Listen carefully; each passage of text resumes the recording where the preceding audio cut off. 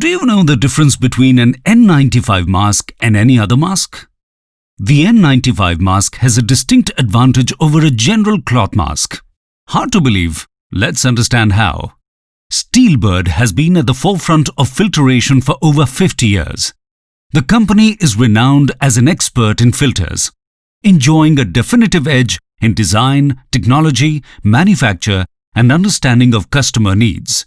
Mr. Manav Kapur, Director Steelbird, is an authority on the subject, a published author of a book on filtration, a must for any professional related to the category. As we know, the present global environment is increasingly endangered by rising pollution and virus attacks. The N95 mask has therefore assumed greater significance and relevance today than ever before. There are questions, however, on how and to what extent it provides protection against dust, smoke, pollen, bacteria, and viruses. The N95 mask derives its name from the fact that 95% of airborne particles are actually blocked out of human contact in a polluted and infected environment, making it the best bet against health and safety hazards. So, how exactly does the N95 mask work? Lesson 1.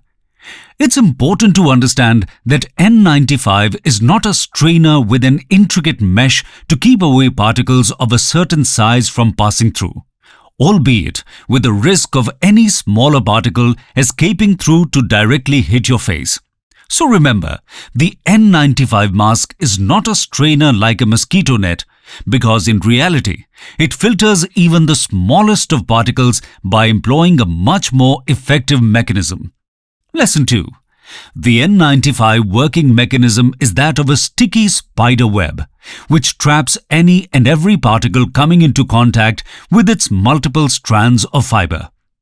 The goal of an N95 mask is to make an airborne particle touch a fiber, which is highly likely because the construction of the mask uses multiple layers of fiber.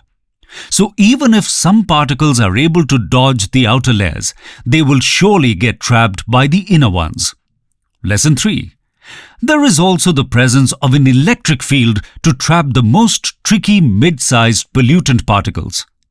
Large particles typically travel in a straight line due to their inertia, hence are easy to get stuck to one of the fiber layers.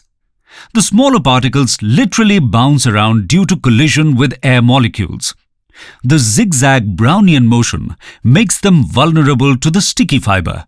Mid-sized particles, interestingly, are the most difficult to block because they neither travel in straight lines nor bounce randomly. Instead, they travel in a wave-like motion with the air and hence can go unchecked. This is overcome by electrically ionizing the fibers, which attracts particles towards it. This isn't ordinary static electricity of the kind that makes pieces of paper stick to fur or a piece of plastic. The fibers in an N95 mask are electricized to give them an electric field with a long-lasting capacity to attract particles. The field makes it capture 10 times more particles than a non-electrically charged fiber. The mid-sized particles especially now have no means to escape through without getting stuck in the fiber. There is a caveat, however. To ensure maximum protection, the N95 mask must be worn properly as instructed. Healthcare workers today are mandated with the wearing of the N95 mask in their work environment. So while the cloth mask is just a strainer, the N95 mask is like a spider web around you to keep you and your family fully protected. Indeed, superior and superlative than any other general cloth mask. Steelbird,